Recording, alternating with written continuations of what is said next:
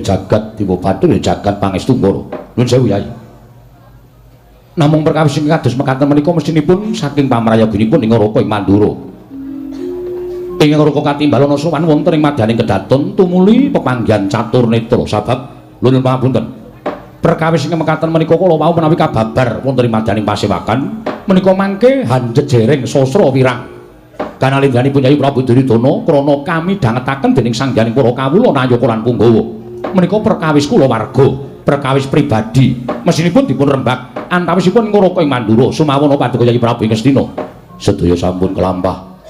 Kula namung kepengin nyuwun pangandikanipun Koko Prabu Baladewa keparenga paring obor pepadhang dhateng manah kula. Kedah menapa ingkang kula katindakaken menawi Yai Ratu Banowati nggadahi sloka ing kados mekaten. Nuwun pangapunten, Yai. Adat nupya ingkang sampun kelampah tiyang bangun bebrayan menika mboten badhe nuwun sewu. Uwal saking pacoban. Ngibaratipun tiyang lumampah tigang langkah kemawon mboten badhe saged mangertosi kesandung. Al-Fatihah kunjuk Kisena Nugroho. Bismillahirrahmanirrahim. Bung lan botenipun langkung-langkung tiyang nambut saning akrami utawi sampun mapan wonten ing bebrayan ageng. Nuwun pamunten. Selaganipun garwa ingkang kados mekaten menika kula nuwun sewu menapa wonten pangandikanipun Yai Prabu ingkang gawe kogel kagelan penggalipun Yai Ratu Banowati babar pisan boten. Kula dereng nate damel kagol kogelan manahipun Yai Ratu Banowati menapa ing dipun suwun tartemtu kula aturaken sarta kula minangkani menika dados panyuwunipun Yai Ratu Banowati. Nuwun sewu. Menapa wonten panyuwunipun Yai Ratu Banowati ingkang Yai Prabu mboten saged ngaturaken utawi mboten saged maringaken satemah damel kagol kogelan penggalipun Yai Ratu Banowati. Koko Prabu bebasan tumuruning lintang rembulan menawi menika saged kula gayuh tertentu badhe kula paringaken dhateng Yai Ratu Banowati. Sedaya menapa ing dados panyuwunipun Yai Ratu Banowati menika mboten nate kula damel kogel kagelan penggalipun Yai Ratu Banowati. Nanging selaganipun Yai Ratu Banowati kados mekaten menika ndadosaken jibek raos ing manahipun ingkang rayi Duryudana. Wiladala nuwun pamunten. Paman Senguni kula wonten dawuh. Paman Senung menika langkung sepuh tinimbang Yai Prabu Duryudana. Mesinipun nate nglampahi lelampahan kados mekaten menika. Lan nuwun sewu. Menawi perkawis kula warga ngaten menika estunipun kula mboten kenging tumut-tumut, mboten kenging canduk lawung. Krana menika perkawisipun anak Prabu Ngastina. Inggih prawiyatur kula menika mangke kleresan menawi mboten lak marah damel wirangipun ingkang bapa ing kematian. Kula nuwun pangapunten menawi saking panginten kula anggenipun Gusti kula Sang Prameswari Dewi Banowati nggadahi kagol kados mekaten menika tumrap kula namung bab ingkang limrah. Limrah kados pundi? Limrahipun ngaten nggih. Nuwun sewu. Pawestri utawi garwa utawi Prameswari Negari Ngastina menika mboten benten kalian semahipun para nayaka, semahipun para punggawa. Nuwun sewu, kasaranipun wong wadon menika kadhangkala sok gelo atine. Monggo nek wis gelo atine nggone ngrangkani karo atine wong wedok menika nuwun sewu, sanget angel nggih, angel. Mila perkawis mekaten menika tumrap kula dipun kendelaken kemawon. Mangke dangu sangsaning dangu menawi ingkang garwa menika betah kalian panjenengan tertentu tumuli nyaketi dhateng lenggahipun anak Prabu Ngastina kula sing boten kuat. Menawi kula ngendelaken Yai Ratu Banowati, kula menika sedina ora caturan, ora guneman kalian Yai Ratu Banowati kemawon. Kula menika gesangipun kadiradi gutang, mboten genep uripe Duryudana.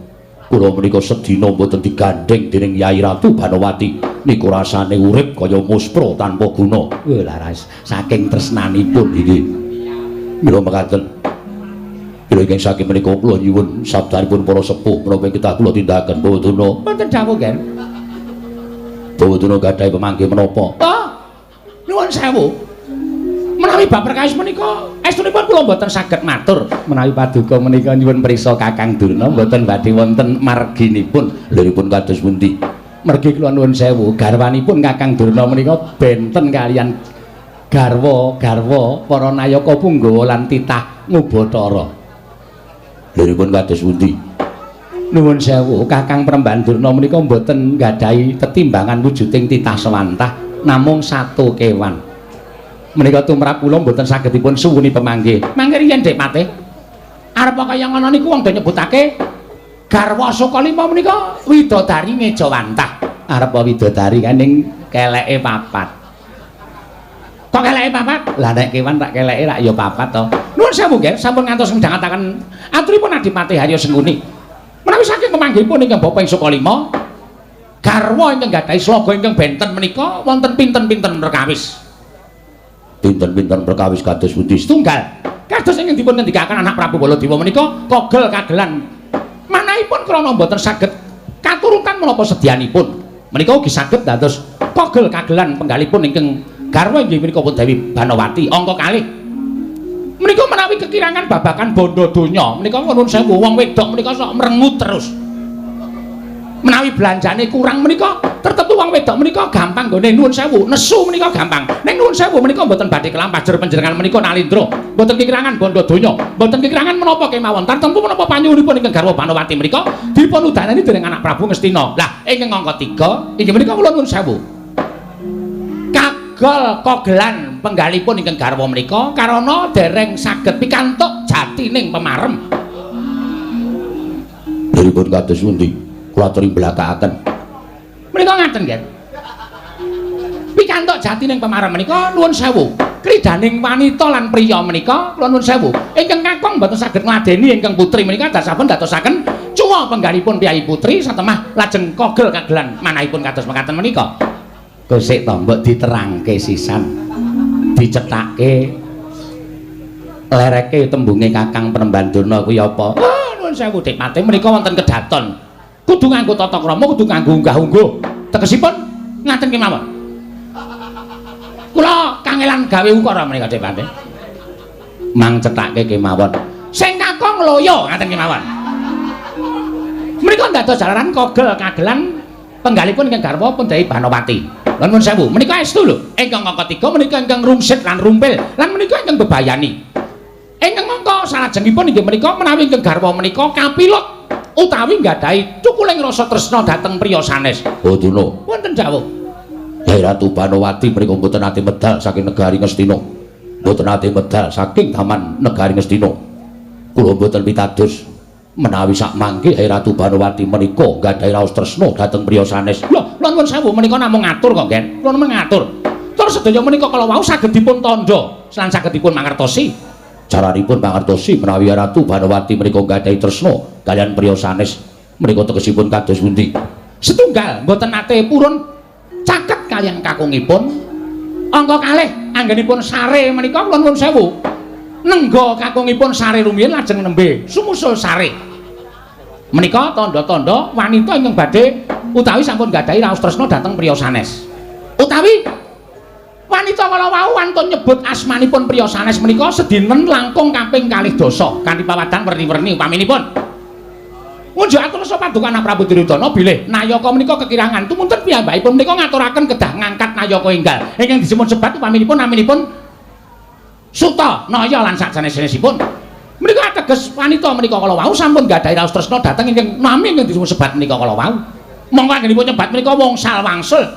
Menika sampun nggadahi tandha bilih ingkang garwa Dewi Banawati menika sampun nggadahi raos tresna dhateng priya sanes. Boduna. Wonten dawuh sampeyan ampun mbubudhek banyu bening kahanan negara Ngastina.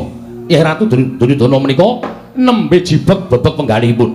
Lah kok malah panjenengan nyeritakaken cariyos kados mekaten menika rak nambahi kodhong penggalipun Nyai Prabu Ngastina. Lho, kula mboten kok ngarani utawi kula menika mboten kok nuduh dhateng Dewi Banawati supados Dewi Banawati menika nggadahi raos tresna dhateng priya sanes menika mboten. Namung menika conto kok, Ger. Conto dados kula menika sampun nganalisa. Apa, Kang? Nganalisa.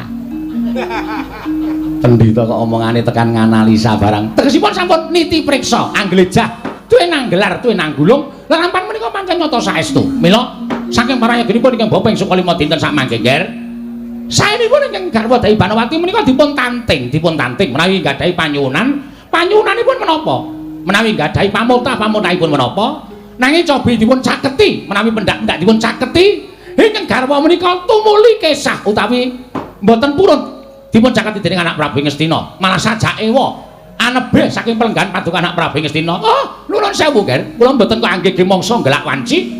Tertentu wonten cukuling rasa tresna sanes wonten manahipun ingkang garwa Dewi Banowati dhateng priya sanes. Sak sanesipun anak Prabu Ngastina, Ger. Dereng ngantos paripurna Mbah Wacana. Nalika semanten dugi midhanget aturipun Begawan Durna ingkang katur dening Nata Ngastina Prabu Duryudana. Ndadosaken lega penggaling Nata Ngastina Prabu Duryudana datan mobah, datan musik nganti kaya tugu Sinokarta. Nglenggahi kanyur pinangka wardu kanyur ujar ganten wardu jarwa keca. Nginang durung abange dulur manding dasaring pertolo kasaru geger njaba pelajari ngemban taman ingkang mangking gawaning datul karya cinak kang samya mulat.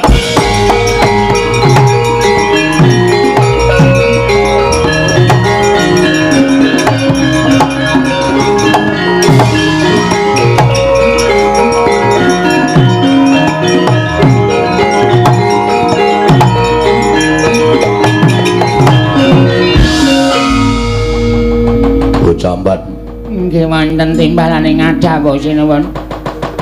Melayu-melayu tanpa tinimbalan meyak nayapa punggawa kang padha gantung seba ana wigati apa Ngaturaken ketiwasan sewu-sewu kalepatanipun ingkang abdi tadah wadana ngantos kula tilaring tata krami miwah unggah-ungguh namung badhe munjuk atur ngersa maduka Gusti kula ingkang sinuwun.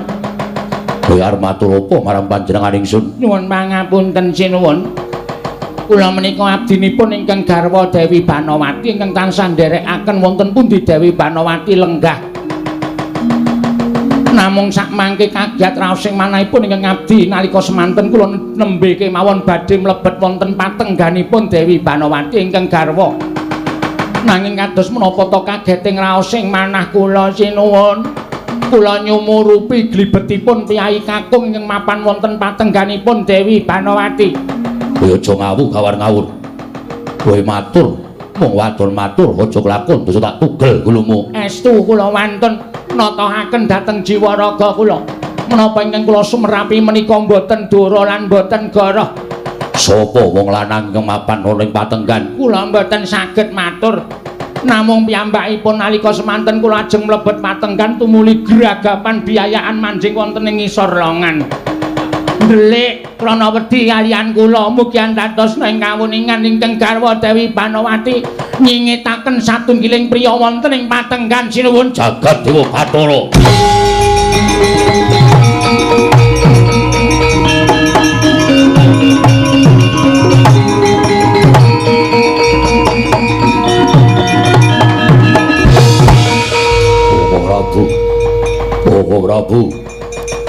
Prabu Baladewa Ndara dasih napa sing dingendikake Bapa Mnembandur Kyai Ratu Banowati sampun boten tresna kaliyan kula ketitik aturipun nemban. Kyai Ratu Banowati nyingetaken satunggiling priya mapan wonten ing patunggan iblis anak kula piyambak, Yai.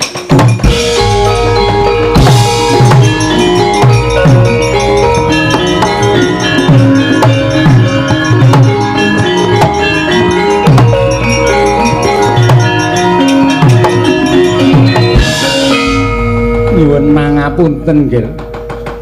Kula nderek bela lawan lampan ingkang sampun kelampah wonten ing Taman Negari Ngastina. Dos pundi nggih, dos pundi. Menapa ingkang kula aturaken nak cocok to nggih? Cocok mergi kula menika kula nuwun sewu ginakaken ngelmu titen, ngilmahaken ngelmu kulina. Menapa kula aturaken menika jumbuh kaliyan lampan ingkang sampun kelampah wonten Taman Sari Negari Ngastina. Cukup. Sampeyan wong gerang-gerang ora ngerti atine Duryudana. Taman neneng menungso sing wani ngebang bojone Duryudana. Sampeyan wong tuwa-tuwa do mbegogok teng mriki. Ndek gawe apa sampeyan?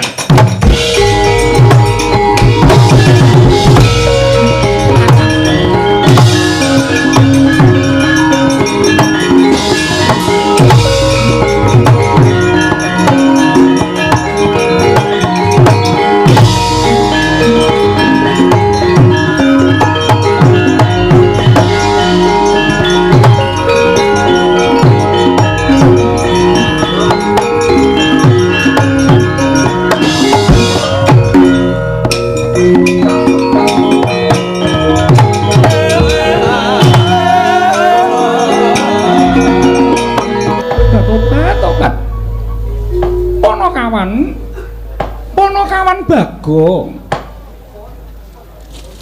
Wonten dawuh. Kowe ngerti apa to sababe pirang-pirang dina iki pendak-pendak kowe arep bali marang bali wismamu aku ora entuk. Aku tansah gondeli karo kowe Bagong. Kula niku ya gumun. Kula niki mung abdi, kula niki mung batur. Sasampunipun sawetawis kula sowan teng negara Ngastina, sowan Ndara Banowati kok kula ajeng wangsul kok mboten angsal niku nganti meh seminggu.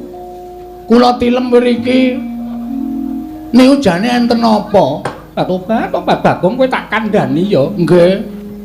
Sasuwene kowe nang kene kok atiku ki krasa seneng. Atiku ki rasa bungah. Aku kuwi jejering Prameswari ora nate diwarengake metu saka kraton. Mung nyawang pepasrening Taman Saris, pendak dina rak ya suwe-suwe rak ya wis jeleh to nyawang tetanduran sarta indahing Taman Sari. Mula janjane aku kepengin srawung karo para wanita-wanita sak negara Ngastina. Ning kok ora iso mergo aku kuwi dadi Prameswari. Bareng kowe sawetara nang kene kowe kuwi tansah nyambut gawe tetembangan. Suka-suka parisuka lah kok atiku saya suwe saya seneng, atiku saya suwe saya bungah Bagong. Terus maksude kula mboten entuk bali, mbok kowe manggon nang kene. Tesih wonten kamar napa? Tegese sing mboten dingge, mburi kae lho, gudang kae. Kena tok nggo turu. Wah ya ora wangun. Kula nang teng mriki niku nggih. Lah wong biasane kowe iki ya turu ning patengganku. Ning ora jejer. Sampeyan teng dhuwur kula teng ngisor. Teng ngisor amben. Pendak-pendak kula ken nembang sampeyan ming jawil tangan kula nembang. Terus kula nembang nggih ta? Iya. Lah kula purun teng mriki ning ya naiklah derajate. Naik piye? Naik ki apa? Munggah derajate aja mung dadi Bagong.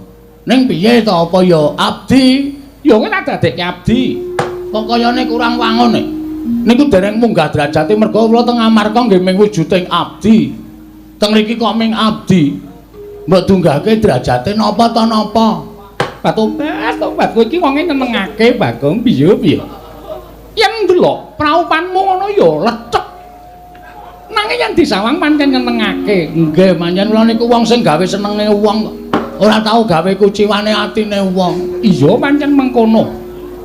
Ora apa-apa gawean sing mapan ana ning negara Ngastina yen tok tandangi mesti cepet rampung. Nggih pancen kula niku nek karo gawean niku ditak dhisikke perkara seneng-seneng suka-suka parisuka gojek niku keri. Ning gawean rampung sik. Iya pancen bener. Heeh. Anu nggih. Iya Bagong. Nyatane gawean kabeh ya rampung.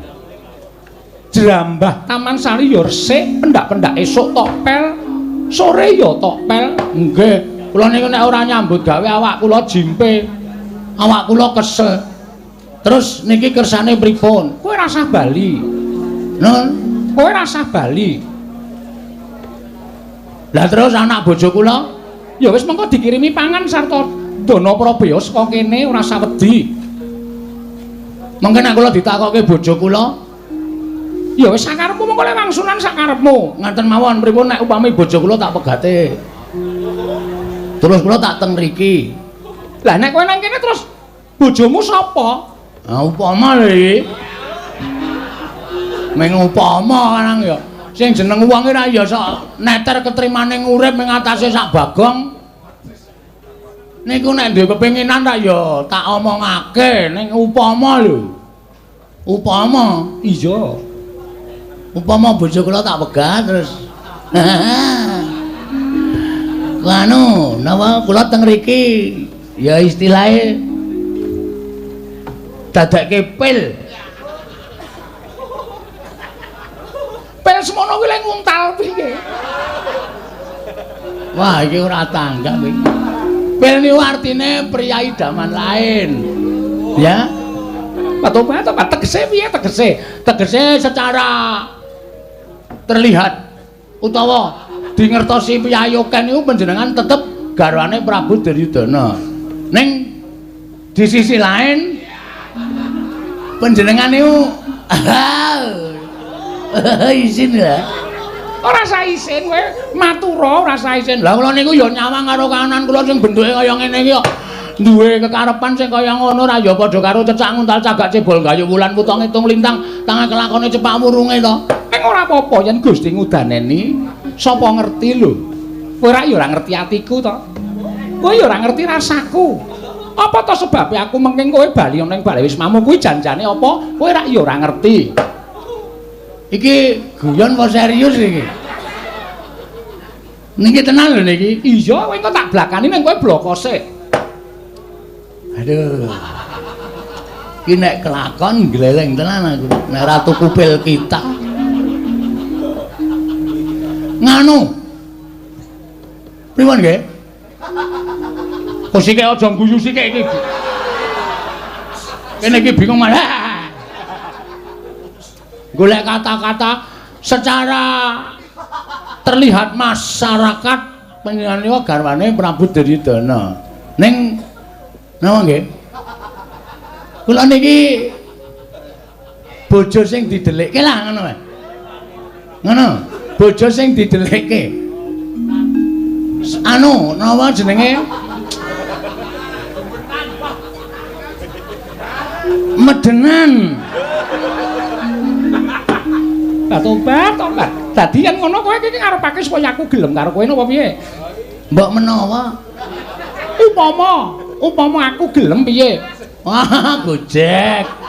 Sembrono iki. Ora, upama aku ora ngendika karo kowe upama to, upama aku iki gelem piye? Ning aja nganti kawanguran dening Sinuwun Prabu Ngastina. Kowe nang kene tetep karo aku ning pendak-pendak ana nayaka tekan kene kowe tak delikke. Oke, ora masalah. Oke, ning sampean lahir batin, ketuban kowe tak kandhani ya Bagong ning aja kaget. Kowe tak kandhani nggonku. Menging kowe bali ning Bale Wismamu ki janjane jebul nuwun sewu ya Bagong, wong tresna ki ora kok perkara bagus. Wong tresna ki ora kok perkara sugih. Ning wong gawe seneng atiku ki ya iso nukulake rasa tresna. Contone kowe.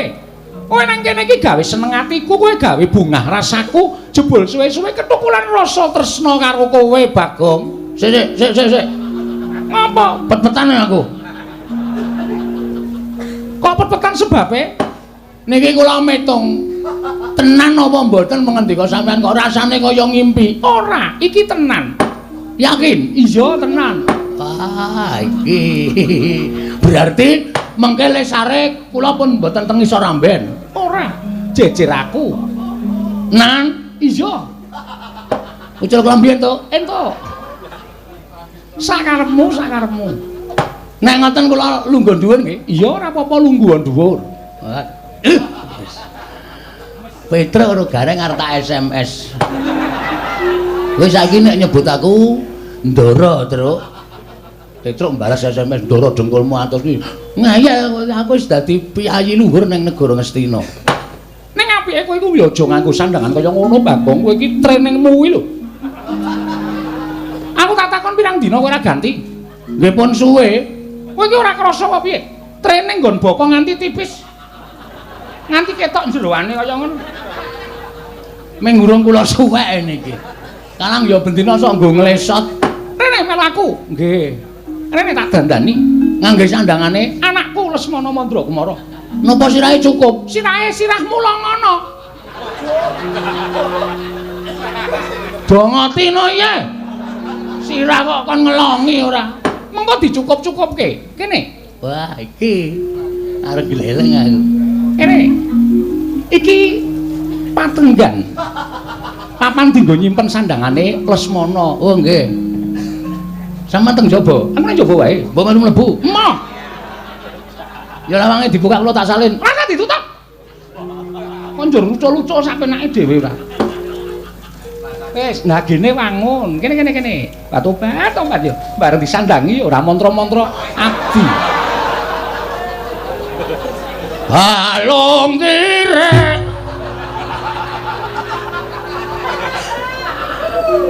Tobat yo piye? Glelengmu ora jamak. Mekaten. Jagat Dewa Bathara.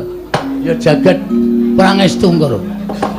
Ning nuwun sewu ya, arep nganggo sandangan kaya ngono sing ora iso dihapusi iki raimu.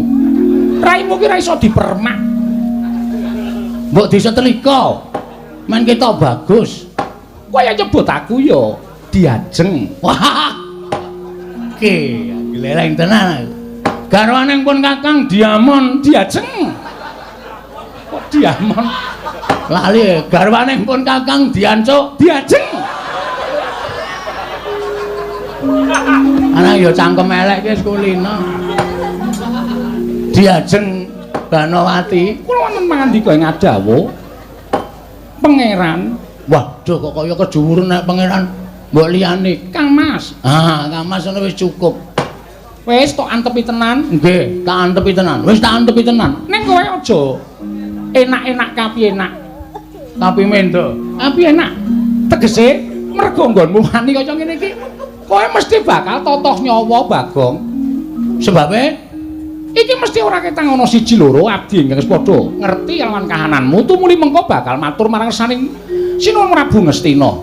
Upama matur marang Sinuwun Prabu Ngastina yen nganti kadenangan kowe piye coba? Aku tak takon. Bebasan seduma bathuk senyari bumi. Nadyan namung seduma jembaring bathuk, nadyan namung sak nyari jembaring bumi. Tresna kuwi uruping jiwa sing luhur. Tresna iki ora kena dijaluk, ora kena ditolak. Tresna kuwi paringane sing gawe urip, tresna kuwi paringane sing kuwasa. Mula tresna kuwi pantes dilabuhi pati. Tobat, aku seneng karo omonganmu sing kaya ngono kuwi. Waton sampeyan utawa Diajeng Banowati tetep tresna karo pun Kakang, aku tetep mbelani pati. Sapa sing arep ngriju nggonku mangun lele, mangun bebrayan karo Siadi Banowati, mesti aku bakal budidaya menolak. Tobat, Satya kok ora iso basa Jawa. Ha Satya blesteran.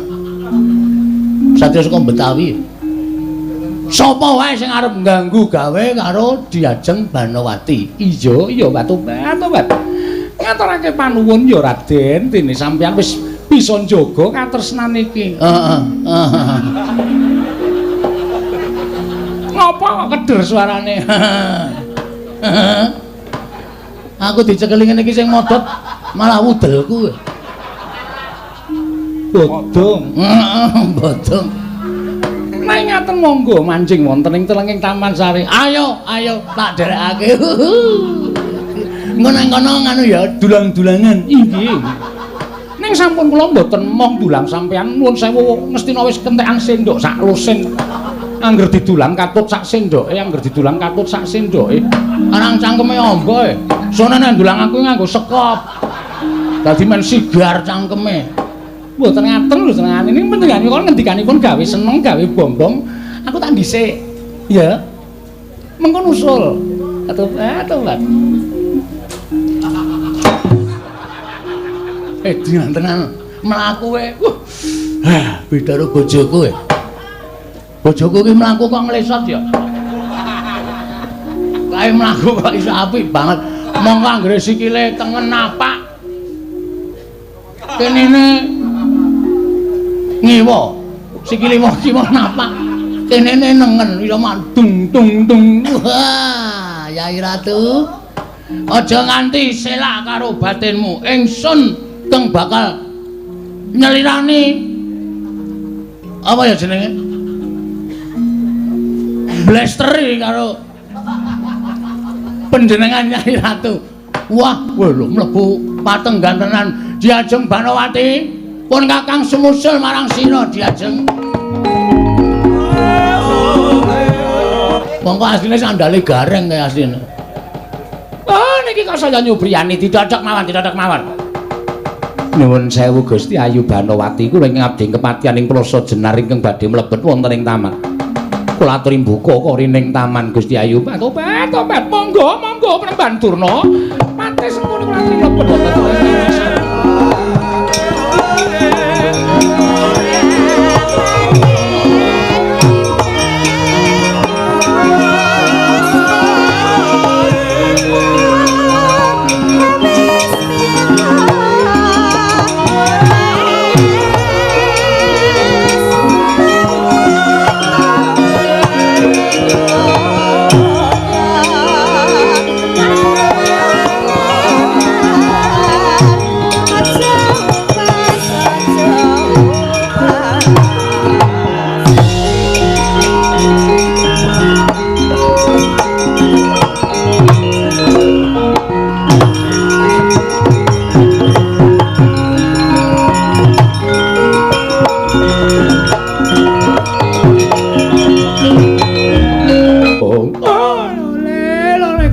gimbal manyor-manyor juk ning dungkul wana dadi alas-alas dadi wana. Dewante pripun Kakang Mlemban? Nyata sing dadi ature abdi mangsaning anak Prabu Duryudana menika wonten piyantun jaler ingkang aling-aling. Pasuryanipun inggih menika pun Gusti Ayu Dewi Banowati. Nuwun sewu Bapak Mlemban. Katuran karaharjan rawuhipun. Oh inggih wilujeng niring sambikala. Paman Patih harus nguni katuran karaharjan inggih wilujeng. Menapa to sababipun dinejeng andika rawuh wonten ing Taman Sari mongko mboten cecala ingkang saderengipun andados saged ngagiat sotaning manahipun ingkang abdipun Banowati. Oh menika ngaten Gusti Ayu. Estunipun wonten madyaning parapatan kala wau ngrembak babakan anak Prabu inggih garwa panjenengan. Nalendra Ngastina ingkang ngrumaosaken solah slaganipun Dewi Banowati inggih. Panjenenganipun Prameswari Ngastina menika benten ngaladat ingkang sampun andatosaken bingung raos ing manahipun penggalipun anak Prabu Ngastina tumunten babak angaleoni jujul anusri wonten sowanipun emban ingkang ngandika aku utawa matur bilih. Taman Sari Negari Ngastina menika wonten satunggiling priya ingkang kasingitaken dening Gusti Ayu Dewi Banowati. Kula nuwun pangapunten menapa saestu leres aturipun emban menika kala wau. Tobat. Estunipun boten wonten priya. Boten wonten peremban. Nuwun sewu panjenengan sampun ngantos paring pangandika ingkang boten jumbuh kalian kasunyatan. Saking mriki ketingal lho Gusti Ayu ingkang mapan wonten ing wingking panjenengan menika. Kula nuwun sewu menika sinten kula aturi paring dawuh ingkang sejatos. Sampun ngantos panjenengan menika paring pangandikan ingkang semunipun nutup-nutupi darat kawontenan wonten ing Taman Sari. Tobat. Estunipun menika sanes priya. Sanes ingkang mapan wonten taman nanging menika abdi kula piyambak. Lho. Abdi sinten? Abdinipun para Pandhawa inggih menika pun Panakawan Bagong. Lho. Bagong anakipun Semar inggih mekaten Bapak Penemban. Lho, lah kok mapan wonten Taman Sari Negari Ngastina? Menika dados panglipuring manah kula. Bagong sawetawis mapan wonten ing Taman Negari Ngastina menika dadosaken panglipuring manah kula. Jernyatanipun kula menika Prameswari ing mboten kenging medal saking Negari Ngastina. Dangu sangsaning dangu anggen kula nyawang taman menika ingkang sejatosipun gadhahi raos sengsem nanging lumareng ing wanci andadosaken raos kula menika bingung. Krana kula mboten saged nyumurupi dhateng kawontenaning Jawi Negari Ngastina. Tumunten Bagong sowan. Bagong sasampunipun mapan wonten sawetawis Negari Ngastina mriki, raos kula menika ayem, raos kula menika tentrem, raos kula menika seneng. Malah kula ingkang nyuwun supados Bagong menika sampun ngantos wangsul dhateng sudungipun. Tumunten kula dawuh supados mapan wonten Negari Ngastina. Lho, mangke rumiyin. Bagong menika derajatipun aceplik wong loro saudon telu saurupan. Bagong menika namung batur. Lah kok mapan wonten ing Taman Sari mongko Taman Sari menika boten kenging wonten setunggiling priya, setunggal kemawon ingkang mlebet wonten ing taman. Nanging Gusti Ayu Banowati menika sampun nerak pacak nerajang perbatak. Wonten mlebetaken setunggiling priya. Bagong menawi mapan wonten taman menika kedadipun hukum krana sampun wonten nyaketi dhateng Prameswari Negari Ngastina. Samangke ngaten mawon, Bagong kula aturi masrahaken dhateng kula. Menawi Bagong sampun kecepeng badhe kula bondo tanganipun kula kruncung sukunipun kula aturaken anak Prabu Duryudana.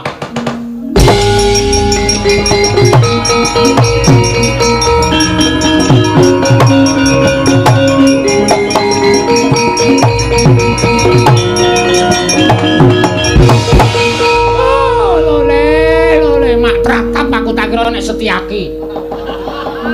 Setyaki ora ini kaya ember kaya ngono. Iya, lha kok dadi iso kaya ngono-ngono nuwun sewu. Gusti Ayu menika ngagem busananipun sinten?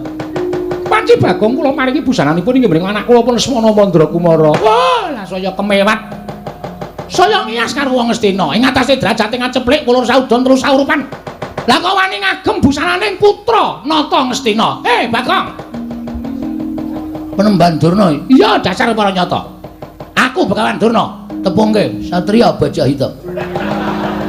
Baca-baca dengkulmu melecat ora. Kowe iki Bagong arep nganggo nyandang kaya apa wae iki raimu kowe ora iso diapusi. Raimu ora iso ngapusi karo sapa wae kowe iki jedring Bagong. Wis rasa dadak kowe kan gunung tanpa guna. Kowe ngopo mapan ning Taman Sari Negara Ngastina? Lho. Ora entuk undangan lho. Lho, undangan apa? Lho aku wis ijab karo Yai Dewi Banowati. Iya. Ora usah iyang-iyang sengkone arep ngopo kowe? Asli nek ora percaya takono Dewi Banowati. Dewi Banowati iki garwa Nata Ngastina. Wis ngerti ning ngoyong apa? Penggaling Dewi Banowati merga dadi garwaning Prabu Duryudana. Prameswari ora entuk metu saka kraton ming kaya dikunjara ning jero Taman Sari. Tumuli aku sing iso nglipur atine Dewi Banowati terus aku disengkake ngaluhur dadi pria idaman lain. Karo Dewi Banowati. Tegese kowe ngrebut Dewi Banowati saka astaning anak Prabu Duryudana. Ora ngrebut. Sing seneng ki kene sike. Lho. Ora percaya kowe? Yayi, wonten dawuh. Kowe tresno sik to karo aku? Inggih, rungane kupinge. Aku ngrebut wae, ora mungkin Bagong ki wong jujur. Aku ora tau ngrebut, aku ngrebuti pisan bojone Gareng tok yakin. Mergo kok kaya ngawe-awe. Nek ra nggone kakangku dhewe ora masalah. Tobat. Konjur kaya ngono lho nek ngendika. Wis kowe meneng. Wah, aku wis tetep ngantepi seduma bathus nyari bumi. Katresnan kuwi gondol nyawa tak lakonane. Ora ao. Arep ngopo kowe rene? Aku arep nyekel karo kowe. Lho. Aku padake kewan apa piye dicekel? Menungso e. Nek pancen kowe iso ngalahke Bagong, kowe kena bondo tanganku merincong sikile Panakawan. Metu aja, metu ana tandangi legane ati urusane.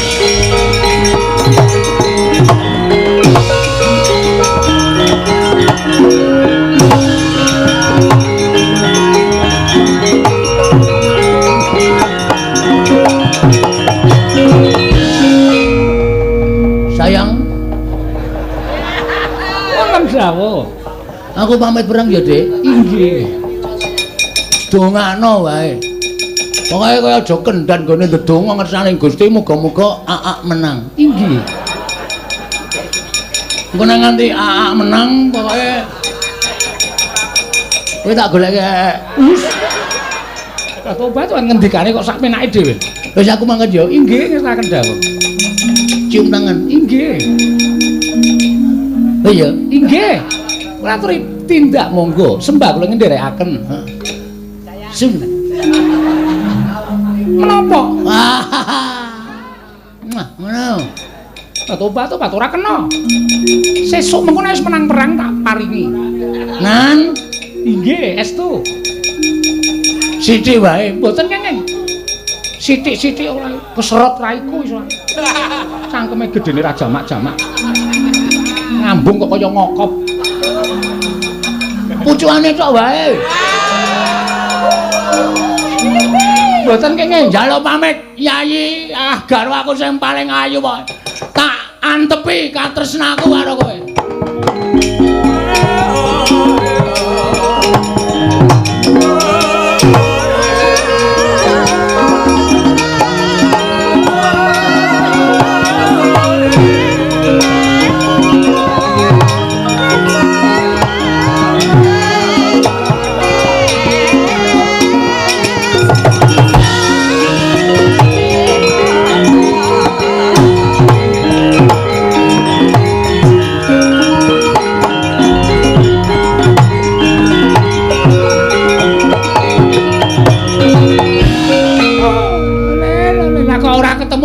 Di kula dhewe ya gumun lah kok nganti kaya ngene kahanan negara Ngastina menika mangke nek nganti kawanguran anak Prabu Duryudana apa rasaya lingsem ing atase ana priya sing mani wantun ngewat dhateng Dewi Banowati kemawon kok ming Bagong niki lho.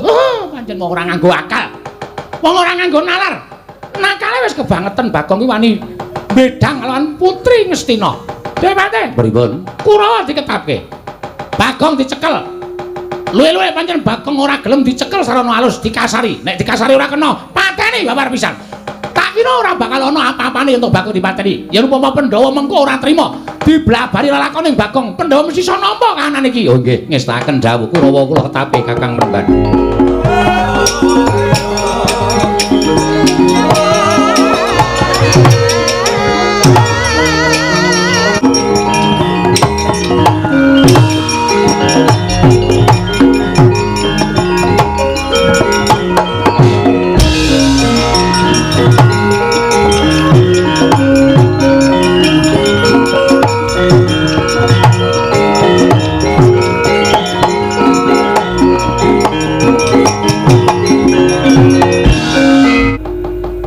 Pangling tak iling-ilingi sandangane merabut nanging bareng aku weruh raine iki Bagong lho iki. Karto Kebo. Bus. Kartomarma. Iya, Kartomarma. Arep ngapa kowe? Gondrong barang kowe. Sakarepku. Kowe arep nyekel aku to? Dasar para nyata Bagong. Mbok yo ngilu karo kahananmu. Ngilu karo githokmu. Kowe nyawanga karo kahananmu, kowe drajating wong ceplik. Kowe drajating wong loro saudon telu saurupan. Kowe ming batur. Ngibarati kaya dene cecak nguntal cagak cebol kayu wulan wutung ngitung lintang tangeh kelakone cepak wurunge. Iwadene lak kok dadi kowe nekat. Kowe wani bakal anggibang kelawan Kakang Mbok Banowati. Kowe serep nyawamu, jeleh nyawang glaring jagat eseming rembulan. Kepingin tinjung akhirat nyawamu. Rasa pidato kowe. Kowe nang kene butuh arep nyekel aku to, aku mau tak cekel. Nek aku arep tak cekel, aku mau tak cekel dadine gelut. Yo, wis. Dadak omong, apa ki mau kan ngomong wayang kok pangeran le omong.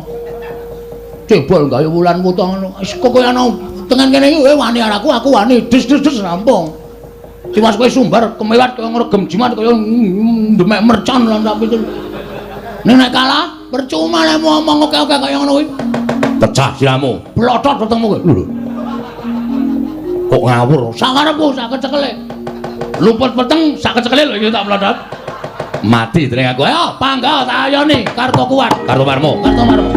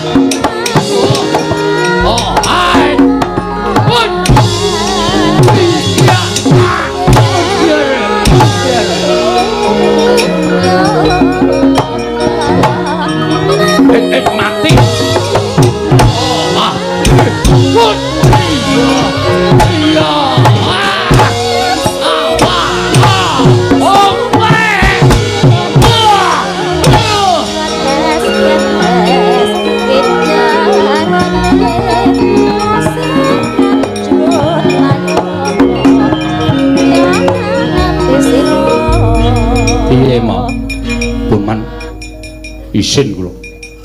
Isin piye? Ngatasipun kula menika Pangeran Pati.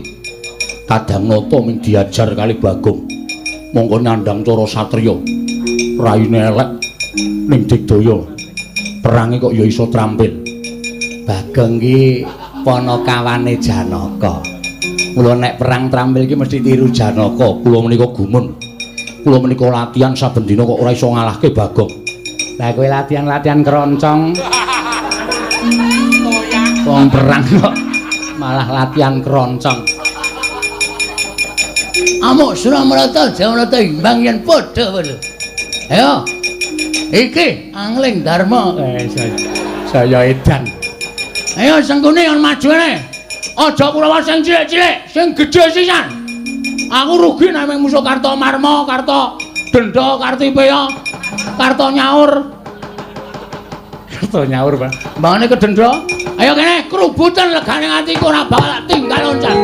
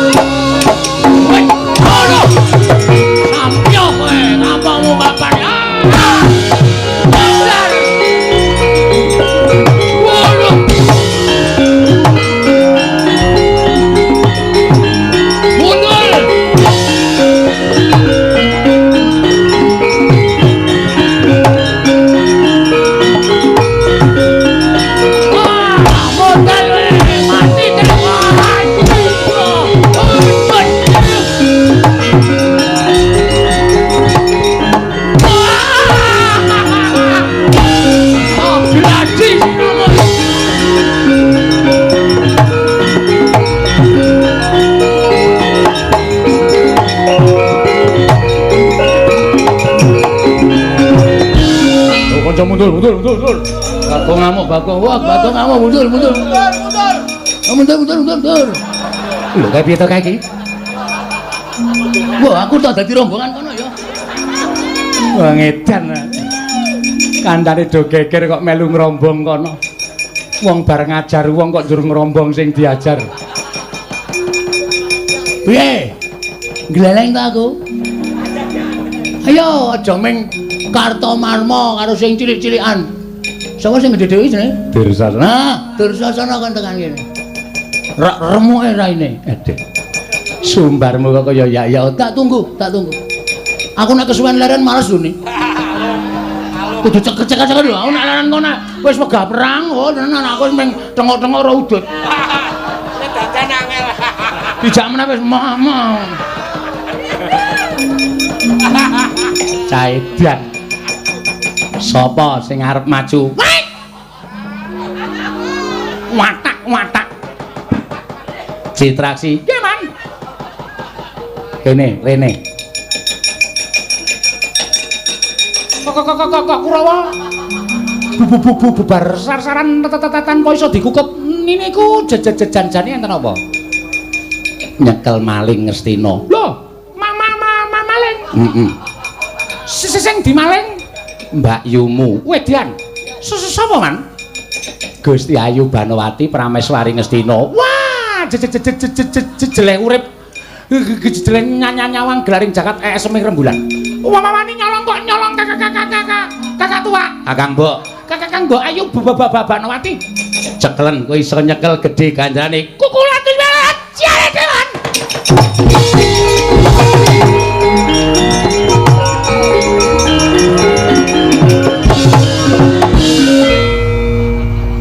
Munggo gawa plinteng tak plinteng sirahe. Makne cilik kok ditabrak sak penake dhewe. Ayo tak keploki saka kene, Cin.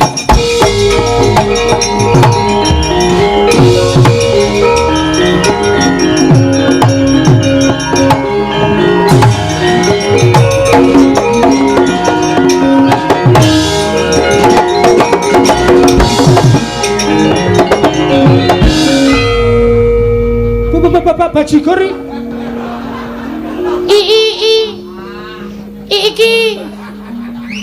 iki ra Bagong kok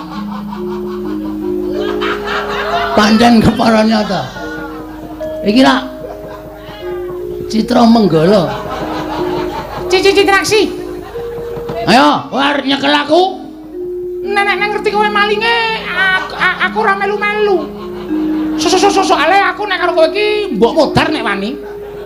Ngopo kok cenanangan tekan kene? Tak kira nek dudu kowe kok malinge. Malinge aku. Aku wis rabi karo Dewi Banowati. Wah, semi.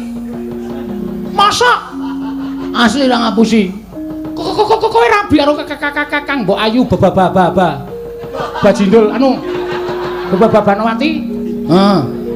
Piye? Arep apa? Arep nyekel aku? Ora. Nek ora ngopo nang kene? Nek kowe niat tenan ya wis ora dadi masalah. Nek kowe seneng tenan karo Kakang Mbok Ayu Banowati ya wis ora masalah. Sing penting padha bahagiane.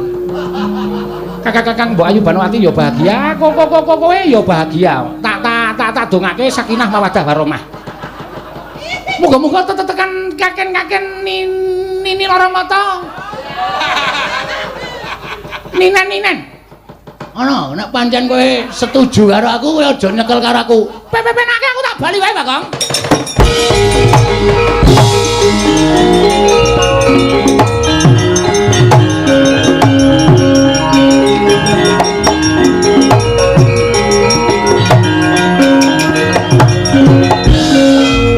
Ora sida perang. Jebule. Nek ra tak pernahke mengarep awur-awuran kowe. Jebule. Dudu wong kono-kono kok, Man. Dudu wong kono-kono. Lah sapa? Sing dadi maling niku Bagong. Lah iya. Lah ya aku ngomong nek Bagong to. Sampeyan ora ngomong nek Bagong. Sesampeyan ping ngomong nek ana maling sing gebang dadi Banowati. Kula mlayu sifat kuping bareng ketemu wonge matane sak ndok ceplokan. Cecangkepe ambone ra jawa-jawan ning nganggo sandangan kasatriyan. Lah iya. Bagong. Lah terus tak dongake ana bledhek nyambro ndasmu. Sing apik nek ngomong. Karo anake kok kaya ngono lho. Aku nggagas kowe iki suwe-suwe iso mangkel lho, Dik. Lara sirahku. Saiki aku tak takon karo kowe. Memang takon ning aja angel-angel. Ya. Banowati iki sapa? Mbak Yu kula. Kuwi bojone sapa? Bojone Kakang Prabu Duryudana. Lah iya. Terus Nek Mbak Yumu bojone kakangmu dipek Bagong kuwi kowe ikhlas ora? Tergantung sing lakoni. tergantung sing lakoni piye. Nyatane Bagong iso dhaup karo Dewi Banowati, ateges Dewi Banowati ya gelem karo Bagong. Ya wis, nek ndi parane wong seneng padha seneng kejaba mung ditirabekke. Sampeyan rasa ganggu karo Bagong. Nek kakangmu Nalindra Ngastina ngerti apa ora nesu.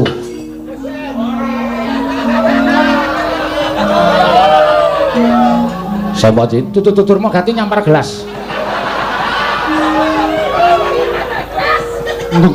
Gobek ra karo-karuan. Ayo. Rumah saku pun mang tandangi kula mboten ajeng melu-melu. Pun monggo. Kula ora arep melu-melu. Dur, Nun. Nyekel maling lho. Mboten. Malinge Bagong. Pun kewirangan mboten sah maju. Kula pirang-pirange bubar mawut ora karu-karuan. Napa melih kula malah kisinan man. Mbak Yumu digebang karo Bagong kajenge mboten apa-apa. Wong iki padha-padha gelem nglakoni kok dadak dikisru. Pun kula tak teng mriki mawon. Ora mangkat. Mboten pun telat 7:30. Kaya sekolah wae rumangsamu. Kakang Prembandurna. Lole Bagong ora pasrah bongkoan tiban cundha maneh ora jeblok pada muncul tetep ngono.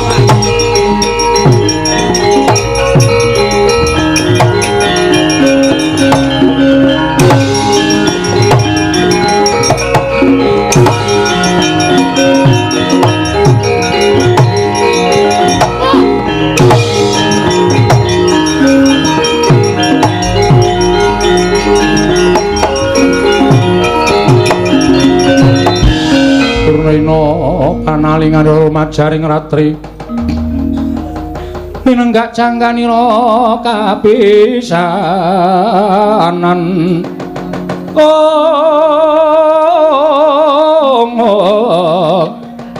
aning perang Bratayuda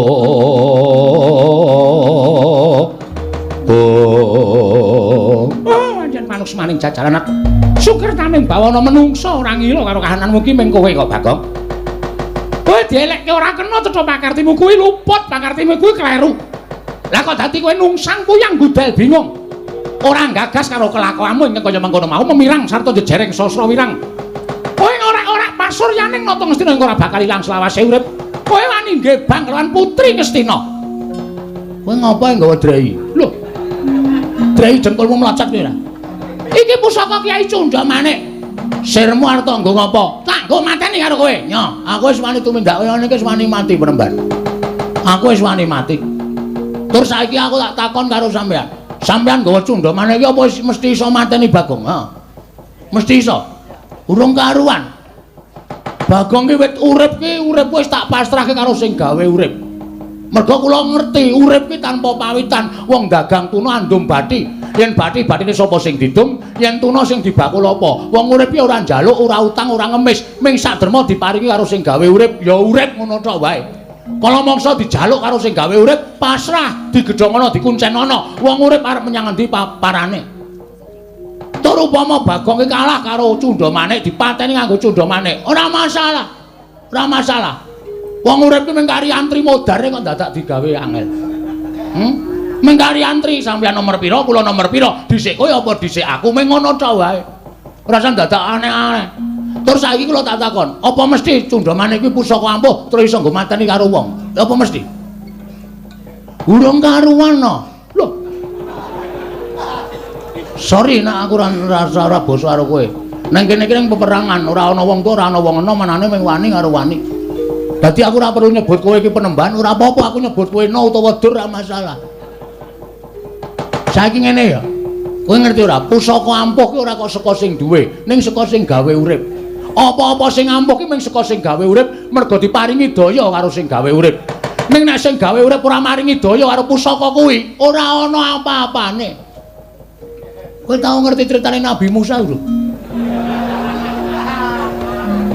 Pendhita ming serban karo ketemu sing putih, atimu ndok bosok.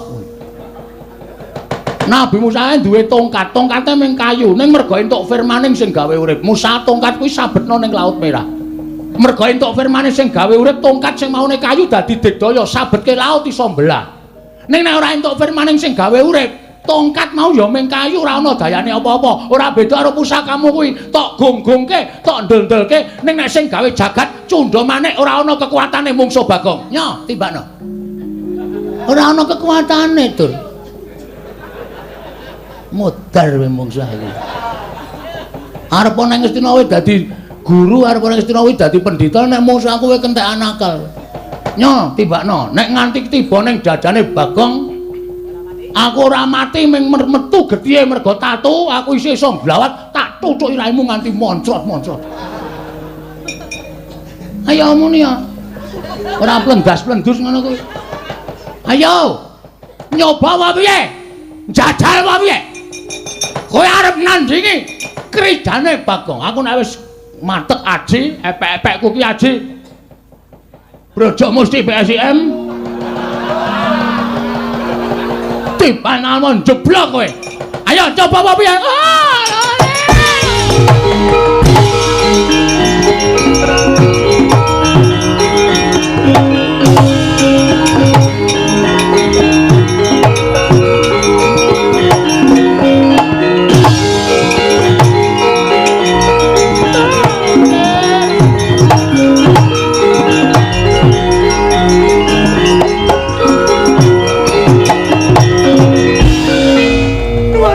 Ger.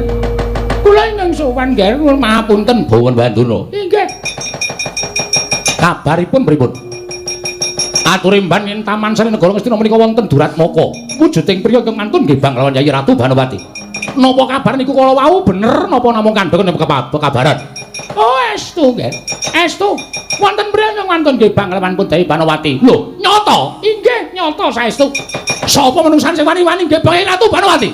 Wonten sari kejawi namung abdi panjenengan piyambak. Abdinipun para Pandhawa. Benemban. Wonten dawuh. Sampeyan ampun ngawur. Ampun gawe perkara. Lho, mboten kula nyumurupi piyambak kok, nggih. Kula nyumurupi piyambak. Sapa sing wani nggih Yayi Ratu Banowati? Bagong Garwa. Iblis lanat Bagong klendhek karo kowe.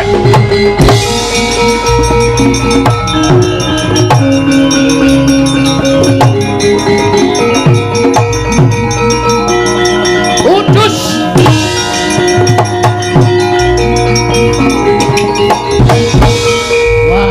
Nek sing nesu iki gawat tenan iki. Anggris muni tuku bis laknat. Gugu karepe Bagong Glandang Nenggala seru banget lho omong. Aku ya ora iso mejang nek karo iki. Prabu Baladewa, kowe ngerti critane Nabi Musa? Ya, ndiasmu. Yes. Modar iki. Ora iso dijak apian iki. Nek ora ditandingi nganggo kekuataning Bagong. Nek pancen niatku iki diayomi karo sing gawe urip, nek pancen niatku iki pancen ya istilahnya ya dinggo selingan lah ngono nek mesti aku iso diayomi karo sing gawe urip. Wis tak pasrahke patiku. Nek dewa urung ngeparengake Bagong tekaning mati dina iki mesti aku duwe cara nandingi nata Mantura Prabu Baladewa.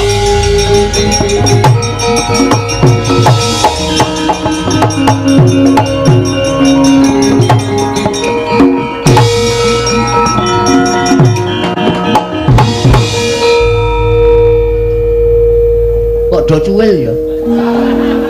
Mbone njuku wayang ki sik apik, Nduk.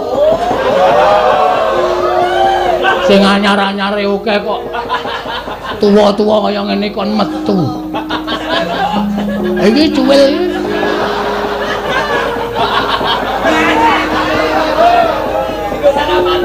Apa? Paling karepe iki wo masem. Tuwa. Tuwa kae saiki nek tuwa iki sing ngerti iki saiki meng anu jenenge iki kolektor wayang. Masyarakat umum ngertine wayang ya gebyar. Ngono, sok nang ngono kuwi. Ha iki mesake ngono nek piper meneh. Malah cilaka aku. Hah, karep kapamu kapan kowe? Tandhi legane atiku Srayoli binatang gembira loka. Nek cara mbiyen ngono iki aku ora apal. Ngapalke nesune Baladewa cara mbiyen Srayoli binatang Srayoli September Oktober November Desember. Bisa hitung-hitung sasi. Ayo, iki Prabu Baladewa. Tandhono legane atiku, Mas.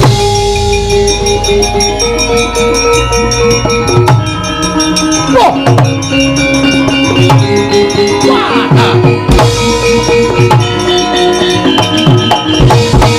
Wah, keranjingan menungso tatanan. Iki ana Baladewa iki. Iki ana Baladewa iki piye? Aku kok ngadep kaca gedhe-gedhe banget iki wujude Baladewa iki to iki. Woi. Suwi-suwi. Ora jan dadak takon iki Baladewa. Wah, setan ratatanan. Menungso ratatanan iki suarane dudu Baladewa iki. Iki suarane dudu Baladewa. Iki pancen Baladewa lagi kena serak-serak basah. Aku Baladewa. Kowe sapa ae? Ae dengkulmu melocot iki. Iki Bagong iki. Ngawur. Ora tau ndelok wayang kowe ya. Iki ngene iki ya Baladewa kene kok Bagong. Mosok Bagong kok mosok kaya ngene melu gara-gara. Ora caturan. Lho ora caturan kok omong terus. Kowe gelem masrahke awakmu apa ora? Piye? Kowe gelem masrahke awakmu apa ora? Lho, aja ngawur Baladewa. Karemu piye? Sirmu piye kowe omong kaya ngono? Menungso ora tenan. Aku kagungan pusaka Kyai Nenggala, Kyai Alugala. Wak tamake jajamu jeblok mati dening aku. Ayo, tamakno. Ora usah mengkokean omong. Wis kaya bakul obat. Dileliti iso mari, dituliti iso mari, tambane iki 3 dina ora mari, ora garing mesti dadi mlinyah. Ngomong langsung tes-tes wae. Niate namake Nenggala ya tamakno, ora usah dadak nganggo praktek. Ayo tamakno. Wah, setan tatanan.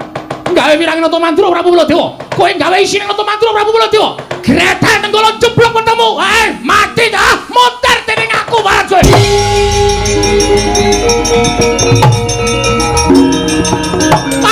Mati dening aku nuju ana.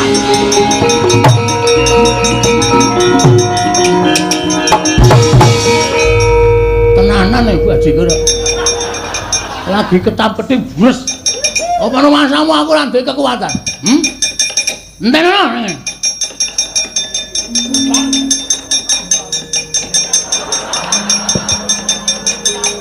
Kowe nggawa Nenggala iki Kyai Senso.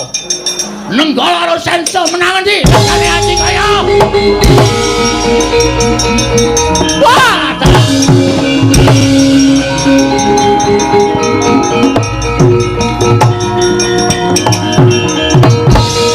Apa member kaya ngono kuwi?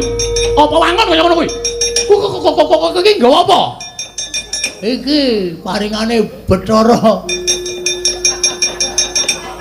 Pathuk bakpia Pathuk 75. Wah setan ratatanan. Kuwi graji. Iki Kyai Senso tamake Gunung Jugruk Segarasan. Lah iki negara kota Tandhi iki graji iki piye? Sae entuk. Anane iki kok. Iki Baladewa darurat kok. Jebul dadamu. Oh tak. Namane kok dadak ngek-ngek. Ana ora di ngono-ngono ya ora main. Kowe senengane ora mati kok mati. Wah, menungso. Ayo. Wah, tak.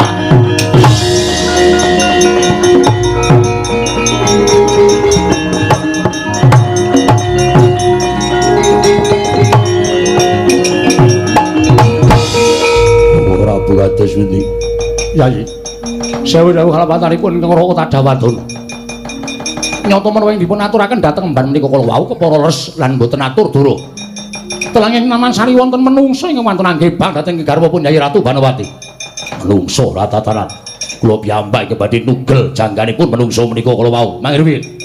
Menawi panjenengan menika mangke nyumurupi dhateng tiyang menika kala wau tan wande malah saya boten kanten-kantenan penggalipun Yayi Prabu Gustina. Lajeng paringipun nyatanipun malih menika ampuh digdaya sekti kalintang jayaning perang pilih tanding boboting yuda. Kurawa bubar mawut nadyan bawa penemban durna mlajar kula piyambak dipun wirang-wirangaken dening malih menika kala wau. aduh kok Prabu menapa iki kula badhe kecalan dhateng Yayi Ratu Banawati Yayi lenggah sekeca menawi perlu mapan wonten salebeting kedaton nyengetaken saliranipun Yayi Prabu Duryudana sampun ngantos kawanguran dening malih menika. ora badhe tindak dhateng pundi Kula badhe nyuwun senjata pitulungan kadang-kadang kula para Pandhawa Yayi.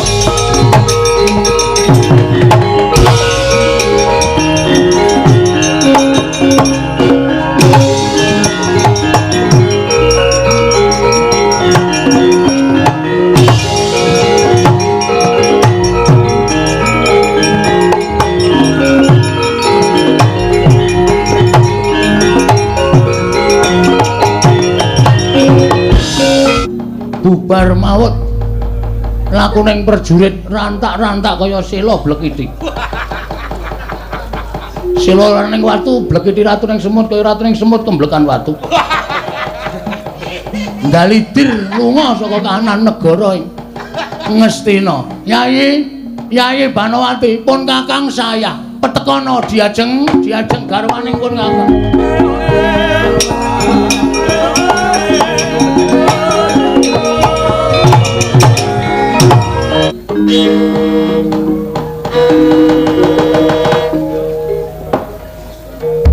Hyang Agung muga ngayomana marang Praja Ngamarta saisinipun Koko Prabu. Dereng sawetawis lenggah wonten ing madyaning Daturaya negari Ngamarta. Rayi para ngaturaken pasegan panakrami Koko Prabu. Ya jagat mangistungkara wayah Bathara jagat. Muni nggih, Yayi. Sakalangkung bombong raos sing manahipun ingkang Raka Indrawati dupi kula tampi timbananipun Paduka Yayi Prabu ing Ngamarta.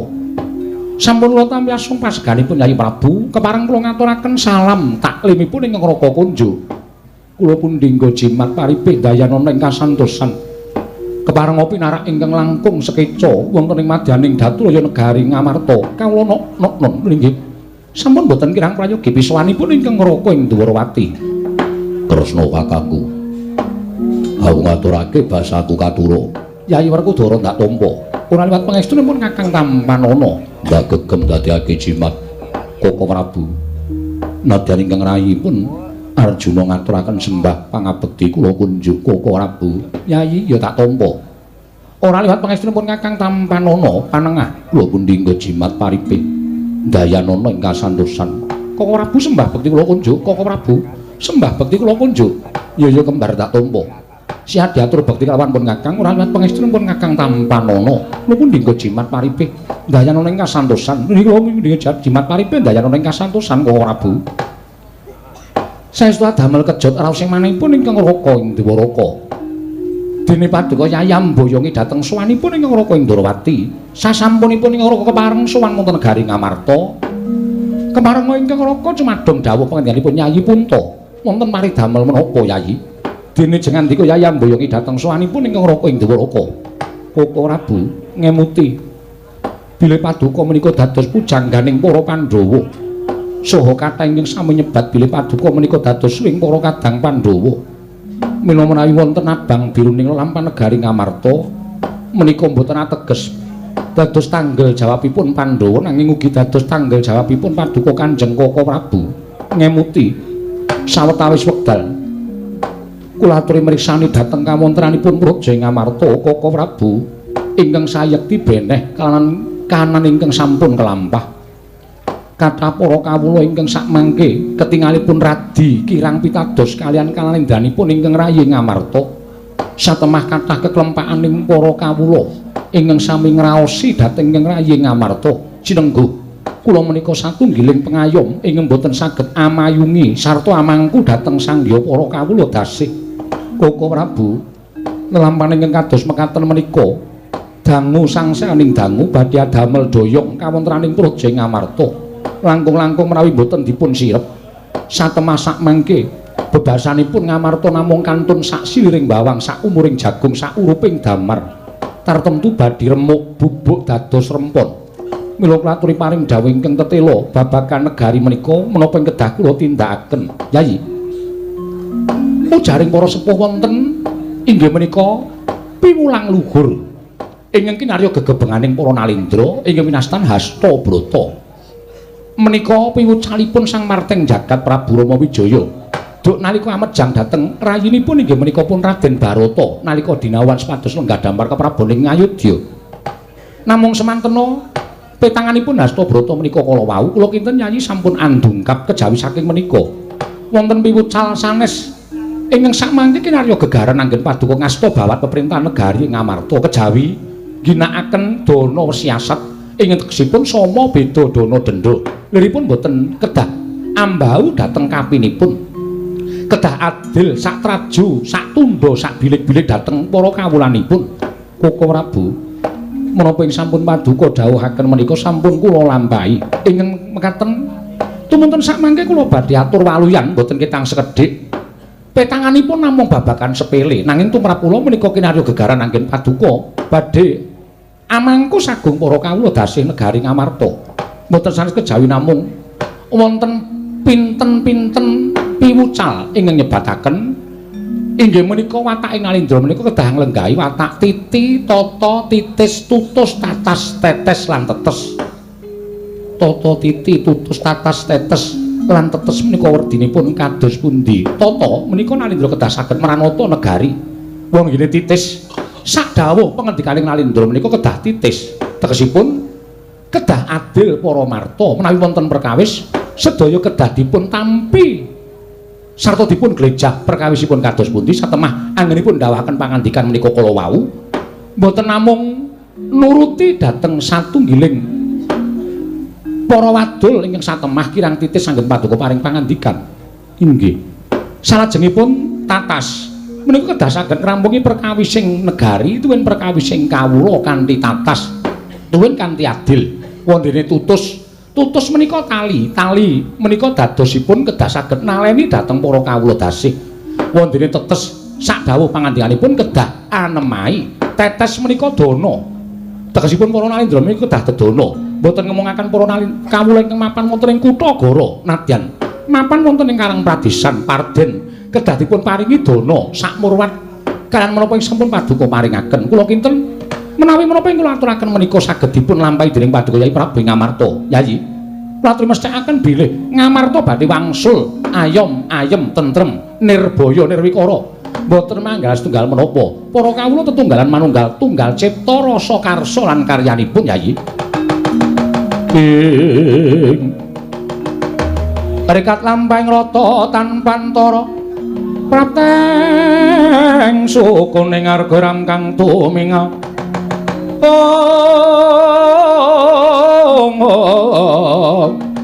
Dendeng saengga praja busekan kang pratangga. Dereng ngantos paripurna imbal wacana. kasaru pelajari punata Mandura Prabu Baladewa mangro pangudas marani griya. Yai Prabu Ngamarta, Yai Kresna aku ingkang sowan Yai.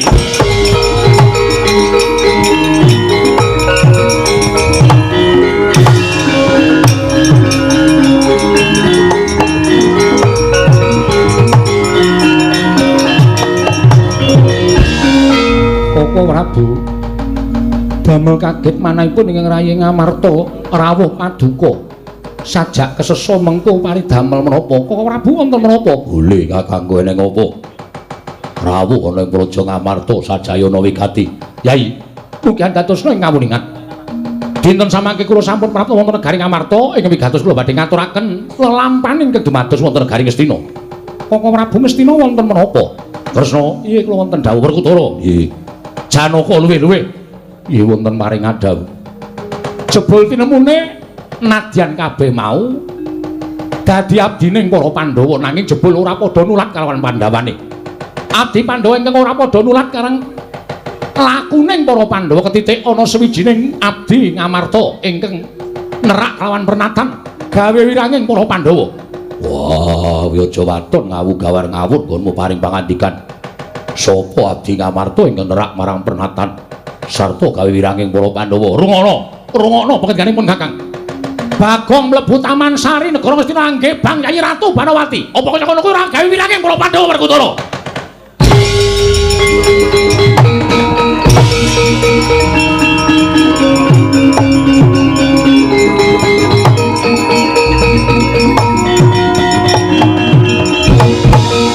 Koko Prabu menika menawi ngendika mbok nuwun sewu dipun taliti langkung permati langkung rumiyin. Lajeng pangandika paduka mekaten menika menapa wae dasar Gusti? Kowe aja ngalahke pun Kakang. Aja nglerokke pun Kakang. Aku weruh dhewe malah kowe sadu arep wujude pancen Bagong. Bagong wani maman ing Taman Sari negara Ngastina nggonjak lawan Yayi Ratu Banawati. Pakartine Bagong ing ngono mau apa ora nyiprati rah letuh marang para Pandhawa? Dara. Nggih. Janaka maklipat tanpa pamit mesti bakal jemujug ning Karang Kadempel tak oyake Yayi. Wah, iya Kresna Kakang.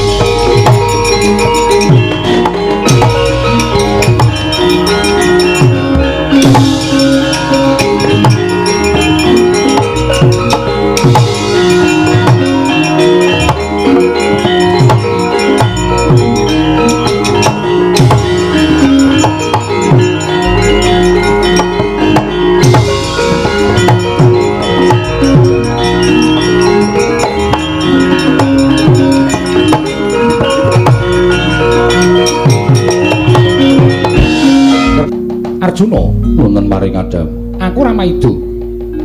Bareng Koko Prabu paring mangandikan yen to Bagong abdimu angewat sarta anggonjak kula Yayi Ratu Banawati. Mesti ana rasa kang ora kepenak jroning penggaling Siadi. Nyatanipun namung jejering Panakawan. Sampun wantun ngorek-orek dhateng pasuryanipun Bendara ingkang boten badhe ical selaminipun gesek. Bagong sampun boten pantes dados abdi negari Ngamarta menawi kepareng kula ingkang badhe paring paukuman dhateng pun Panakawan Bagong. Iya, sakarepmu wong kuwi Panakawanmu nanging kabeh mau pitungan nganggo nalar sing ganep aja grusah-grusu. Najan ingkang paring pangandikan iki Koko Prabu Mandura nanging durung karuan Koko Prabu kuwi bener pangandikane bareng paduka. Saiki talitinen luwih dhisik. Talitinen. Bagong kok wani anggonjak kuwi dasare apa? Kula piyambak mboten mangertos mbok menawi sampun kewalik nalaripun Panakawan Bagong. Nyuwun mapunten Koko Prabu, tiyang ingkang sampun mendeng dhateng kamukten menika tanganipun sarwa buntu. Mboten saged mitangkani nalaringken ganep. Dawahipun ganjil kemawon nekat badhe anggayuh derajat tuwin pangkat menika kala wau. Lenging saking menika kula nyuwun pamit kula badhe bidhal dhateng Karang Kadempel. Wigatine kula badhe pinanggih kaliyan Bagong. Sakarepmu. Ning aja ngawu gawar ngawur mergo Bagong ki ana sing duwe ya kuwi Kakang Semar. Takonana luwih dhisik yen pancen Bagong tumindak kaya mengkono mangsa Baranga. Nanging yen ora, yen nganti Siadi ndawake pidana kelawan Bagong mongko wis kebacut mbok pidana. Apa Siadi ora gelo? Nggih, ngestaken dawuh. Mangkat to? Nggih, ngestaken dawuh ora.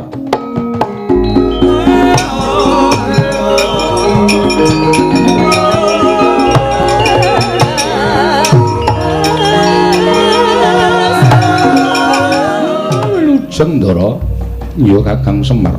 Slamet tekaku. Wilujeng Den Nala Garing iya. Wilujeng Ndara, iya Petruk. Wilujeng Gur. Enten apa sampean kok rawuh sajak keseso Kakang Semar? Ora nyono babar pisan. Jebul dina samengko para Pandhawa kewirangan.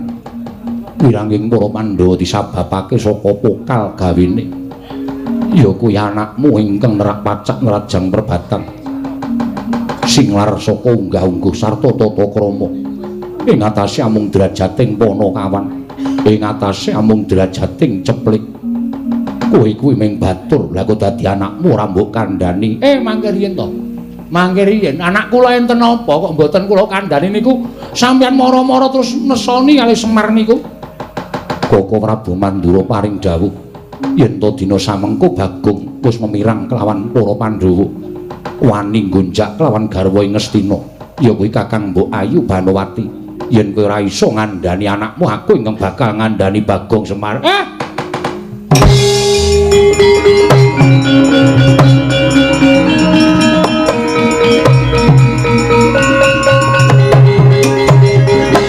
Bagong, non, rene. Wah, entuk dit iki. Hus. Wonten dawuh, Pak. Apa bener kowe tekan Ngastina? Kowe ngonjak garwa Ngastina. Mbok nganggo pikiran mar nek omong iki. Kowe iki wong tuwa lho, Pak. Aku ya wis tuwa, anakmu aku ya wis tuwa. Aku ya iso mikir bener karo luput. Terus saiki kok aku ngonjak karo garwa Ngastina iki aku ora kudu nyawang karo kananku to. Aku ming batur, ming Panakawan lho, Pak.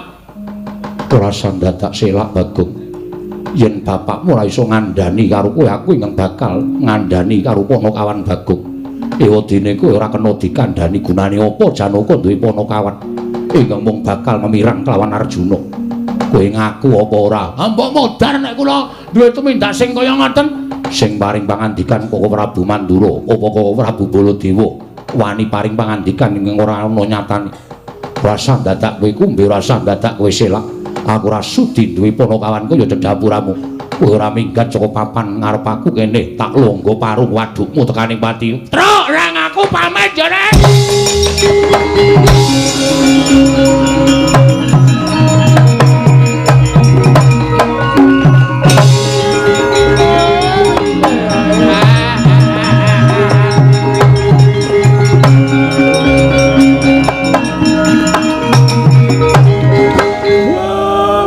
Panakawan. Kae kok Bagong kok malah mlayu lunga, sajake Bagong wis ora duwe kata-kata wae dinggo ngersane Ndara Janaka karo Bagong kandhan kata-kata iki. Ora iso matur ngersane Ndara Janaka. Iki aku kudu nyatake. Nek ora ana nyatane, anakku cilik loro gedhe ning apa-apa. Tak tempuhke pendhawane.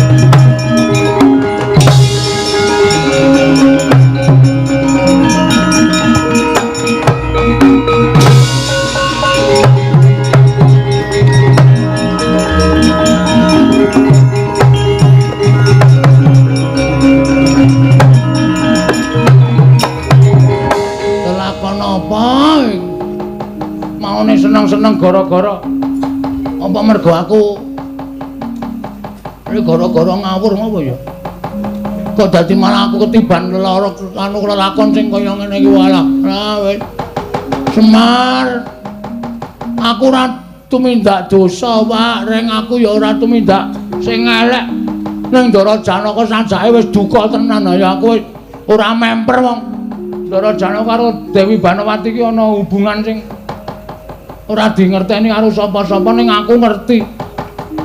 Kene aku ora golek dalan supaya iso uwal saka Ndara Janaka ngrekoso uripku mongko ngarepku iki wis segara. Wis ora ana daratan meneh. Monggo aku nggawa walesan. Mancing sik aku. Ana ora nggawa apa-apa ora nggawa walesan. Wis cilaka iki wis nekat wae tak nyemplung segara iki. Woi.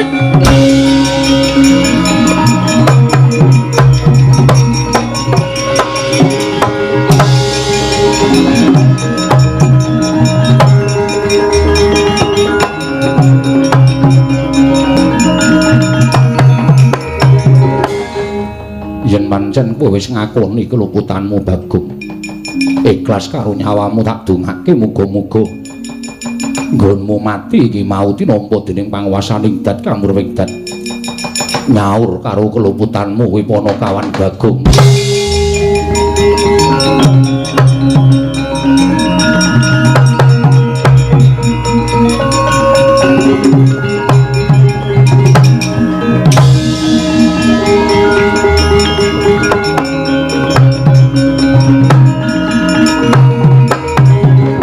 Kala narpa Kresna tandulsa hanyaka ring Sang Resi Jahnawi Suta. Mring Sang Resi Jahnawi Suta Arjuna wonten maring adhawu. Ndak sawangsa kadowan Bagong nyemplung segara inggih. Kok ora mbok penggak? Mesinipun Bagong sampun ndodha ing kalepatan tinimbang kula ingkang perjaya dhateng Panakawan. Tumunten Bagong pados margining pejah. Kose aja banget nggon ngluputake kelawan Panakawan Bagong.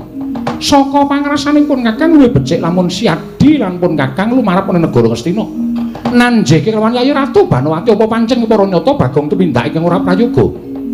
Yen pancen bener ya wis tegese Bagong nyaur karo keluputane. Nanging yen ora mau ming saka pangreka dayaning para Sata Kurawa ingkang bakal miprini marang kekuwataning para Pandhawa. Arjuna, nadan Koko Prabu Mandura kuwi kadangku sepuh. Nanging Koko Prabu Mandura ki dadi pengayomaning para Sata Kurawa bisa uga merga kewalik penggalihe wekasan mentala gawe urup-urup lawan Panakawan Bagong. Koko Prabu kasinggihan.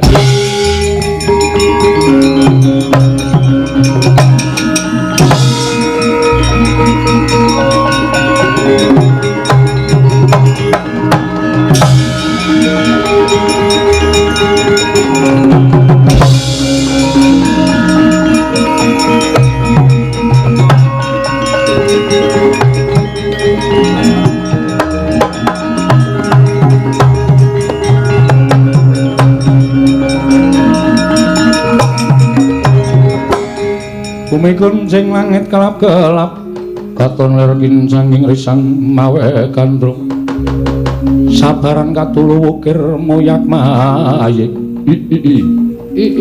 us Bagong ulun ingkang merpeki lawan jeneng kita sapa? Us ulun iki dewa Sang Hyang Baruna ingkang jaga samudra. Wah, Baruna, Sang Hyang. Wonten menapa Bagong ulun ngerti lawan lelakon kita. Sayektine kita ora nandhang luput, nanging diluputake dening para Pandhawa kasen. Kita golek dalaning pati. Mengkaten inggih. Terus kemarengipun pukulun ulun bakal sakbiyantu kelawan jeneng kita. Lan kita ulun jarwani. Pripun? Sejatine pancen ana ingkang ngembari kelawan jeneng kita ingkang wujud Bagong mapan ana negara Ngastina Panakawan.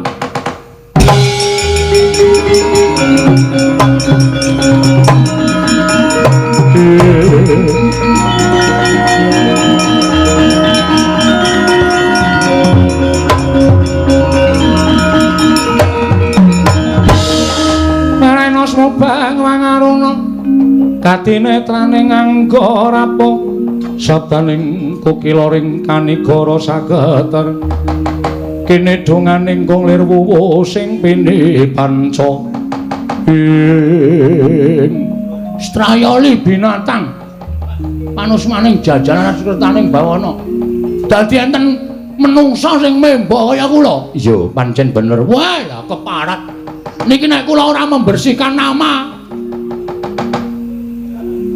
nyucekke jeneng kula paling boten dilondre supaya resik jeneng kula elek gedhoane Bagong tengesaning para Pandhawa. Kita bakal ulun dandani nggon metu saka samudra. Dandani cara napa?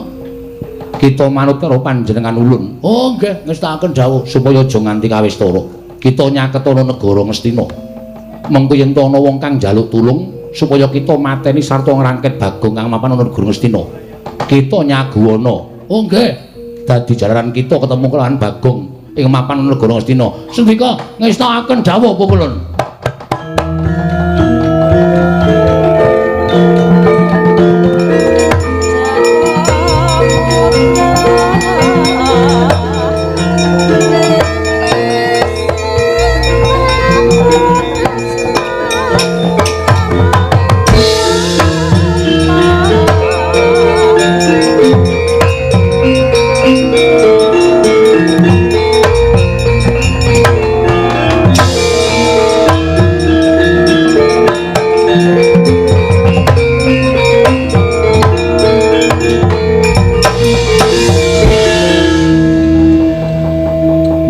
dadi pendhita kok do lali cak anu tabon.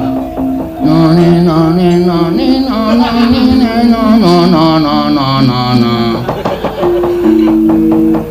Iya Bagong. Iya piye? Kita wis dadi pendhita. Kita arep nganggo jeneng sapa? Iki kalih maca cara Hongkong. Iya, mapan kita pendhita Tanah Sabrang. Wis nganggo jeneng sak-sake wae waton kelakon sedane. Kula ajeng nganggo jeneng peparab Begawan Liceng Suwi. Iya. Sakarep kita. Kula tak munggah teng daratan nyaketi negara Ngastina. Haya. Iya. Sakarep kita kono kawan Bagong.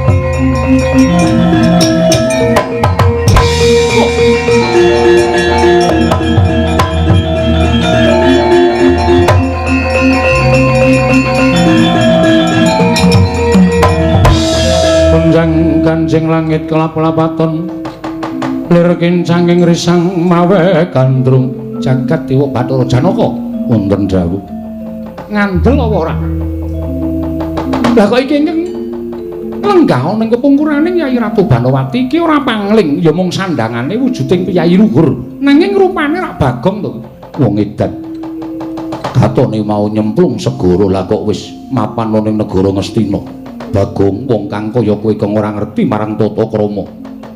Kowe memirang kelawan Janaka, mirang kelawan para Pandhawa. Maksude piye iki? Ora ana gluduk, ora ana udan kok aku diseneni sak penake dhewe. Kowe wani gunjak kelawan Kakang Mbok Ayu Banowati. Aja ngono. Aku ora bakal tumindak sing ora prayoga nek ora keplok tangan loro. Nek mung keplok tangan siji ora bakal muni, merga kabeh kuwi wis dipesthekke nek dina samengko Banowati wis malik tresna karo Bagong. Bagong, nun. Kowe aja sembrono lho. Monggo dados. Dados piye? Jare lagu aja sembrono. Ora. Kowe iki aja sembrono kok jero lagu aja sembrono dengkulmu maca. Kairane njaluk lagu aja sembrono. Tiwas kaget aku. Nek mboten percaya kula trinanting ngalani Kang Rayi pun Dewi Bango mati. Yayi Ratu menapa tresna kaliyan Bagong? Patu-patu. Katresnan kula sampun pindah kan Bagong sedayanipun. Menapa panjenengan mboten Mas pausaken dhateng raipun Arjuna. Kula riyen pancen kedanan lan Janaka nanging sakmenika sampun wonten ingkang nyuli nggih menika pun Bagong. Dimaafkan. Ambyar kowe Janaka. Ora bakal ditresnani karo Dewi Banowati. Piye kahanane kaya ngene piye? Arjuna. Janaka kok meneng wae ngopo kowe Arjuna?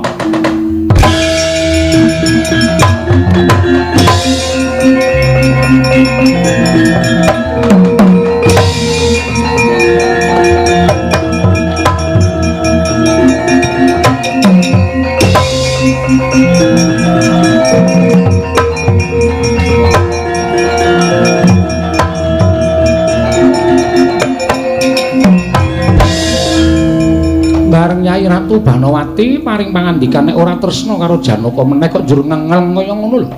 Koko Prabu. Kula badhe pados margining pejah. Sampun boten wonten ginanipun kula gesang menawi Kakang Mbok sampun boten tresna kaliyan kula. Kok sik to garwa madu kula ki rak pirang-pirang to. Lah yen ngono pancen pinesti Yayi Arjuna kuwi katresnane mung marang Yayi Ratu Banowati. Dene Yayi Ratu Banowati samangka wis paring mangandikan yen ora tresna karo Si Adi kok Si Adi banjur nglokro. Kula badhe pados margining pejah. Kok sik to aja kesusu kaya ngono.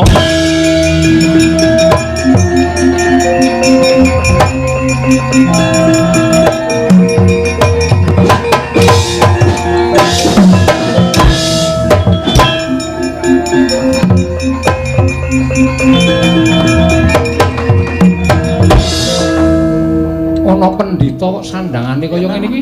Yayaan penditane. Antaja apa? Sabtaji apa iki?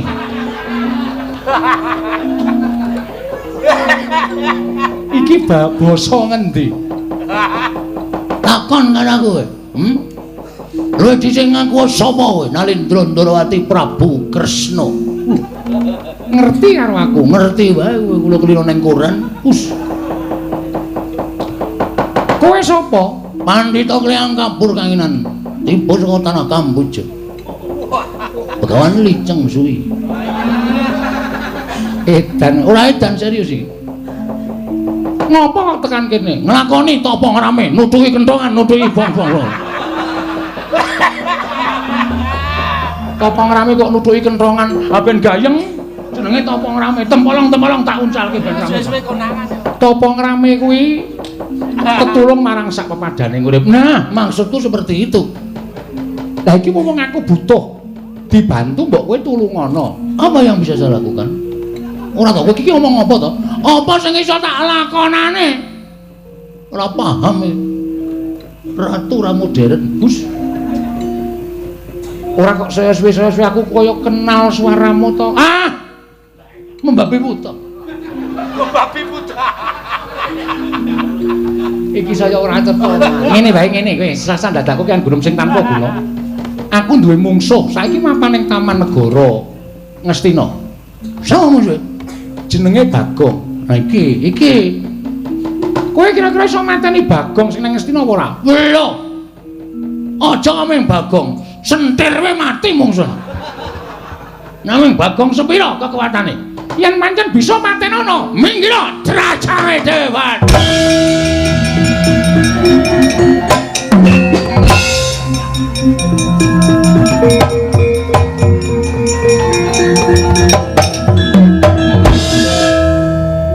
Poko Prabu. Wong-wong edan kok dijak guneman. Kok sik to wong iki ora ngerti kok. Pendhita Kirang Sakon. Wong Janaka omongane sakon. Lho toyo kae pendhitane nyampar gelas meneh.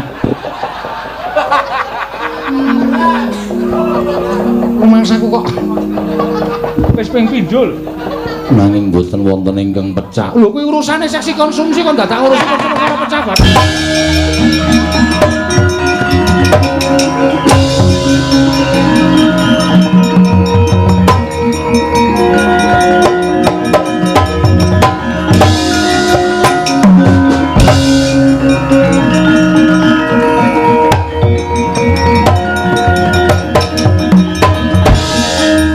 Sapa iki pendhita kok rupane kaya ngene? Kowe ya, keparat. Lho. Kok padha suarane? Kowe sing jeneng Bagong sing ora arek jenengku ya. Iya, dasar keparan. Kowe sapa? Serayaning Ratu Ndarawati Prabu Kresna. Pendhita saka tanah Sabrang. Saka luar. Aku Begawan liceng suwi. Kowe Bagong, kowe isih ceng ora? Wus. Mati kaya semplo siraman.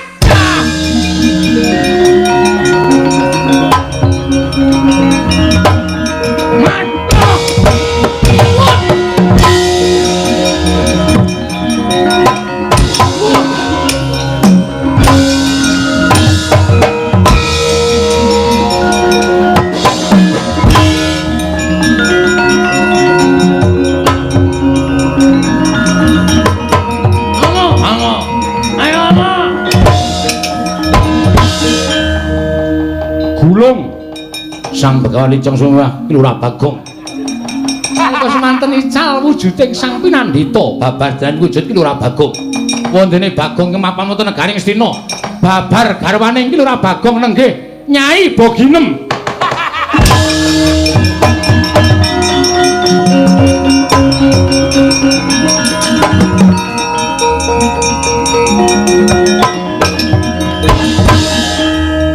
Kowe ngapa enem?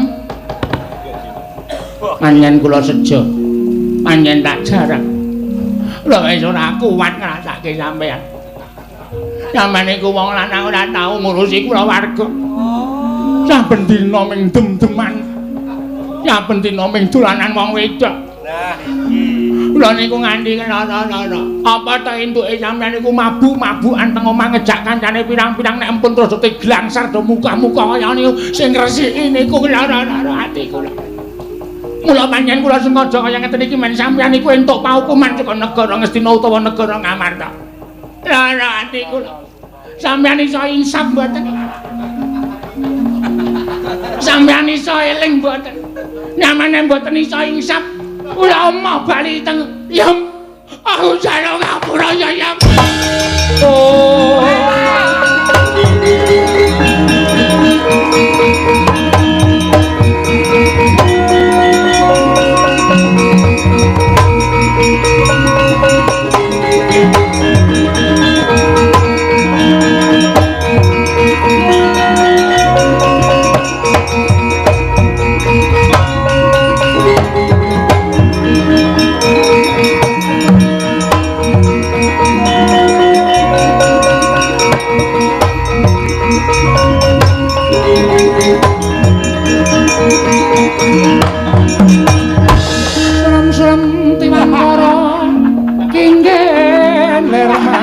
Kang layon denyai langkang memanise wadananira layu kumeku cemrah nyomaratani njalo ngapura tenan ya mbok yen sasuwene aku urip karo kowe bebrayan aku mung gunggung karo karepku dhewe aku mung mabuk-mabukan aku saiki wis arep insaf ya estu lahir batin ndak dicontoh karo anak-anakku. Engko ndak anak-anakku salah asuhan. Nggih ra ngoten ta. Matur nuwun nggih Mas, sampeyan pun eling pun dadi wong apik. Aku nekseni lho Bagong. Pareng sinuwun monggo kula mboten ajeng nyenggol. Inggih menika toya atos. Toya atos ki apa? Minuman keras. Oh. Dibasake. Mari kok. Mari terus nek dolan nggon aku nggo anggur petel dasmu. Ya wis ora. Semar barang kuwi, Semar ki tuwa-tuwa omben-ombene malah lapen. Hus. Apa swala? Wong ora kok. Leren. Wis ora do mendem-mendeman. Sing apik menom ki pikirane dienggo. Negara ki jejeg karo orane gumantung karo kasantosaning para muda lan para mudi. Nek sing muda do omben-ombenan, do mendem-mendeman, negarane bakal rusak. Saka guru sing kukuh baku ki ning awake dhewe truk, ning kawula kaya awake dhewe iki. Mula kawula sing rukun aja ngrusak karo awake dhewe. Ya, Tru? Leren. Semana leren. Ah, wis ndelik ke lapen tak ajar. Kari sak plastik guang. Wah, ngre dicipi ah, jojo nenggala. Nggawa nenggala barang ben sawengi. Sayang aku wis ora nernan, yakin ya sayang. Ya, aku wis ora. Estu nggih, Mas. Remen kula, Mas. Nggih.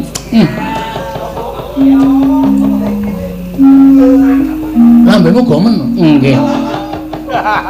Idune tememplek. Matur nuwun Gusti, nyuwun pangapunten nggih Gusti Ayu, kula ingkang membo ki Lurah Bagong namung kepengin ngapokaken ki Lurah Bagong supados insaf. Malah ora sengaja entuk lakon Bagong insaf. Jalukane kuwi ya dituruti kuwi ya. Ning insaf tenan kuwi, insaf tenan aku. Aku sesuk bengi le gara-gara basa krama. Oh iya. Ora bisa pisan. Wis kudu insaf tenan aku, Tru. Ya syukur nek kaya ngono. Ya wis nek pancen kaya ngono muga-muga apa sing dikandhake Bagong itu mus tekaning lahir batin. Lan mengko kowe nyuwun pangapura karo Sinuwun Prabu Ngastina. Kula ingkang badhe nyuwun pangapunten ingkang baku semah kula sampun eling Purwoduksina.